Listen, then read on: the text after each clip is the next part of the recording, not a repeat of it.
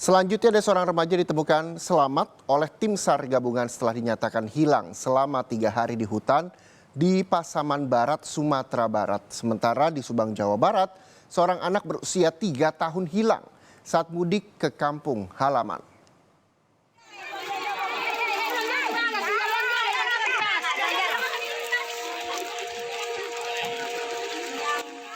Berikut ini adalah momen haru ketika seorang anak remaja yang sempat dinyatakan hilang selama 3 hari akhirnya bisa bertemu kembali dengan orang tuanya. Korban diketahui hilang karena masuk ke hutan Jorong Air Dingin Nagari Simpang, Tonang Utara, Kabupaten Pasaman Barat, Sumatera Barat untuk menangkap burung. Pencarian dilakukan tim SAR gabungan hingga jarak 15 km dari titik awal korban dinyatakan hilang. Saat mencari korban, petugas melakukan cara tradisional dengan membuat bunyi-bunyian. Korban akhirnya dapat ditemukan saat beristirahat karena kelelahan di bawah pohon besar. Selama tersesat di hutan, korban diketahui bertahan dengan makanan seadanya.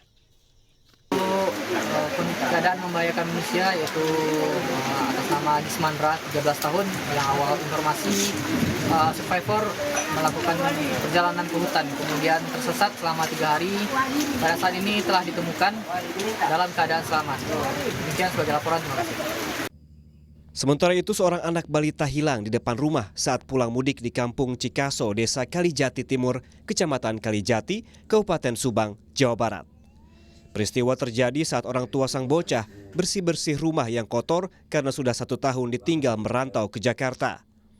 Korban sempat terlihat bolak-balik masuk rumah, namun tak berapa lama tiba-tiba ia menghilang. Orang tua korban yang panik langsung melaporkan kejadian ini ke polisi. Namun sepekan berlalu, sang anak hingga kini masih belum ditemukan. Padahal upaya pencarian telah dilakukan dengan melibatkan tim gabungan TNI, Polri, Basarnas, Damkar, dan dibantu warga. Selama ini kita menerima informasi pencarian, kita dari tim gabungan dari Tagana, Damkar, BPBD, dan Polsar sudah melakukan penyisiran. Setelah kita terima laporan di hari kedua, itu hari Selasa, kita sudah menyisir area sekitar sini karena potensi di daerah ini satu kebun milik warga, tapi dalam arti kebun yang tidak terurus. Nah, kedua kita juga menyisir sampai ke pinggiran kali yang ada di PDAM. Sampai saat ini kita belum sampai menemukan. Di hari yang ke-6 kami menyisir di lokasi dekat rumah korban. Pencarian korban pun hingga kini masih dilakukan dengan memperluas wilayah pencarian. Sejumlah saksi juga telah diperiksa untuk mempermudah menemukan keberadaan sang bocah. Tim Liputan, Kompas TV.